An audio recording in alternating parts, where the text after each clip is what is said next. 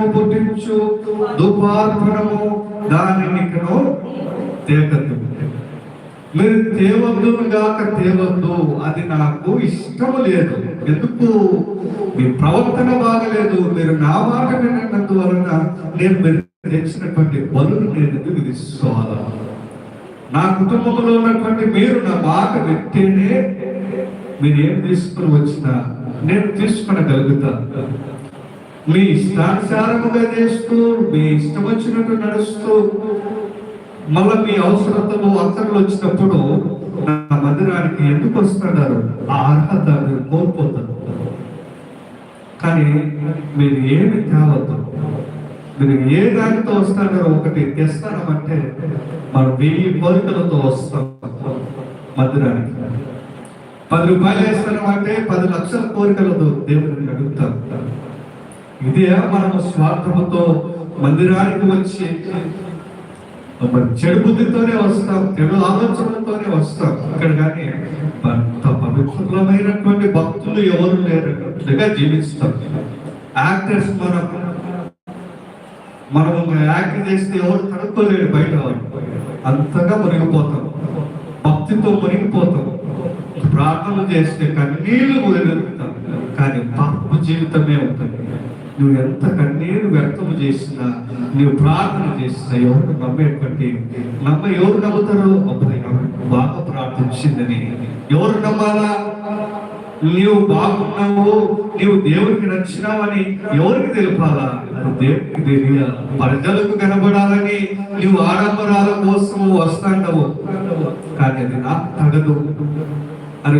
అందుకని మరి దేవుడు చెప్పండి, మీ మెప్పుల కోసము మీ ఆర్భాటాల కోసము మీరు గొప్పగా ఉండాలని చూపించుకోవడానికి, ప్రజలకు అగుపడాలని మీరు వస్తుంటారు. కానీ నా సన్నిధికి ప్రార్థన చేయాలని మీరు ఎప్పుడు కూడా రాదు.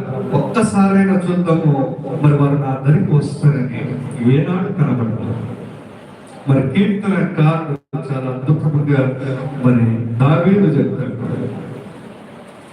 మనమంతా కూడా మరి దేవుని యొక్క దృష్టిలో 9:17 వచ్చినప్పుడు చూస్తే, దుష్టులను దేవుని మరిచి జనులందరూ పాతాళమునకు దిగిపోతున్నారు.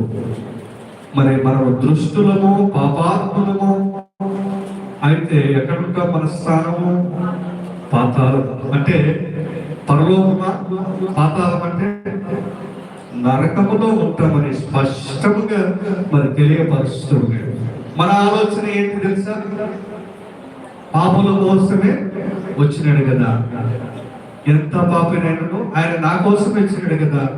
ఎంత పాపము చేస్తే అంత ప్రేమిస్తానని చెప్పినాడు. ఆయన ఎవరి కోసం వచ్చినాడని చెప్తున్నాడు? నేను నీతిమంతుల కోసం రాలేదు, పాపుల నిమిత్తమే వచ్చినాడని చెప్తున్నాడు కదా. నేను చనిపోయే వరకు పాపము చేస్తే నేను ఇంకా మరింతగా దేవునికి నచ్చుతానని ఆలోచన చేసేటువంటి వారు చాలా మంది. అలా ఆలోచన చేస్తూ ఉన్నామా మనం అంతా కూడా? అందరి యొక్క దృష్టి అదే. పాపినైనటువంటి నా కోసమే వచ్చినాడు, నా కోసమే మరణించినాడు. ఒకవేళ నేను నీతిమంతునిగా జీవిస్తే మరి నా కోసం రాడేమో అనేటువంటి ఆలోచనలతో చాలా మంది ఉంటున్నారు. ఇక్కడ మరి చూస్తే మనము దేవునికి నచ్చేటువంటి వారముగా లేవని స్పష్టంగా మరి దేవుడు తెలియపరుస్తున్నాడు. మన ఆలోచన, మన చేసేటువంటి తలంపులు ఏ విధంగా ఉంటున్నాయి? అవినీతితో, అన్యాయము, పేదల అణచివేత, అనాథలు, విధవలను నిర్లక్ష్యం చేస్తుంటాడు.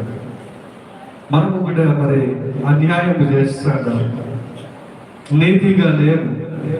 మరి పేదలను మనం ఇంకా అణచివేస్తాడు. ఏ దినమందైనా మనము సహాయం చేసింటామా? ఎప్పుడో ₹1, ₹2, అది కూడా ఏది వాళ్ళు బగ్గిపోయి చుట్టూరా తిరిగితే తప్ప ₹2 అంతేనా? ఎక్కడ మనము వారిని ప్రేమిస్తాడా?